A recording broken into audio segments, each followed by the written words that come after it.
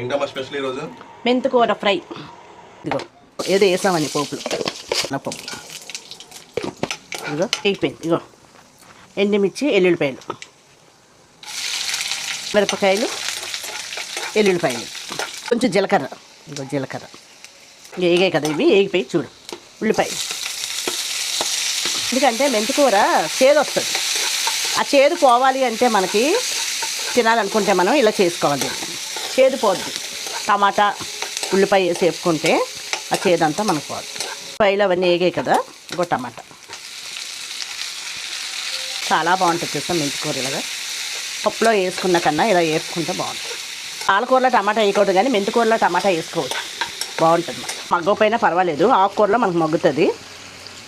ఇగో మెంతికూర బాగా మనం ఆకుని బాగా క్లీన్ చేసుకుని వేస్తున్నాను. కొద్దిగా నేను దింపే ముందు కొంచెం కారం వేస్తాను అంతే. చూడండి ఎంత బాగుంటుందో.